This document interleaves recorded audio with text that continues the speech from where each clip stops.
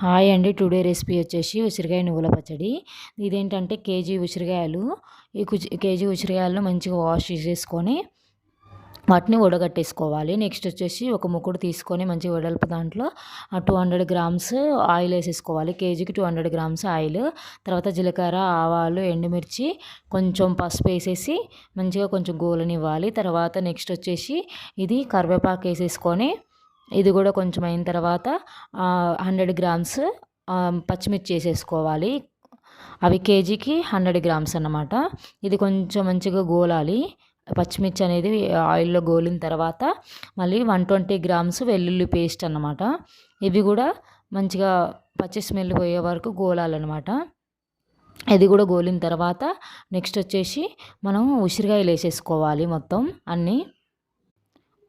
మొత్తం కలుపుకొని ఉసిరికాయలు వేసేసుకోవాలి. అన్ని ఉసిరికాయలు వేసేసుకున్న తర్వాత మంచిగా అన్ని ఉసిరికాయలు వేసేసుకొని కలిపేసుకోవాలి మొత్తం. ఎందుకంటే పోపంతా వాటికి పట్టేలాగా మొత్తం కలిపేసేసుకోవాలి.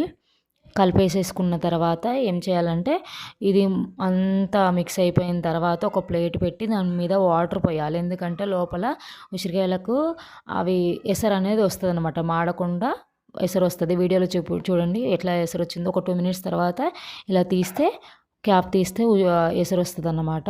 ఇది మళ్ళీ కలిపేసుకొని మళ్ళీ ఒక 2 మినిట్స్ తర్వాత మళ్ళీ తీస్తే ఇలా కలర్ చేంజ్ అవుతుంది. ఇప్పుడు జీలకర్ర మెంతుల పొడి వేయాలన్నమాట. తర్వాత 200 గ్రామ్స్ సాల్ట్ వేసేసుకోవాలి. ఒక కేజీకి 200 గ్రామ్స్ సాల్ట్ వేసేసుకొని ఒక 2 మినిట్స్ తర్వాత ఇలా చూస్తే ఉడికిపోద్ది. ముక్క ఉడికిపోయిన తర్వాత ఉసిరికాయ ఉడికిన తర్వాత ఇవి నువ్వులు వేసుకోవాలి. ఇదేంటంటే నువ్వులు గోలిచ్చేసి మిక్సీ పట్టేసుకోవాలి. ఇది వేసేసుకొని ఒక్కటే నిమిషం అలా ఉంచేసి తీసేయాలి. ఎందుకంటే పొడి మాడిపోయిద్ది అనమాట. కాబట్టి తీసేసి దింపేసి మంచిగా కలిపేసి ఇంకా స్టోర్ చేసేసుకోవచ్చు.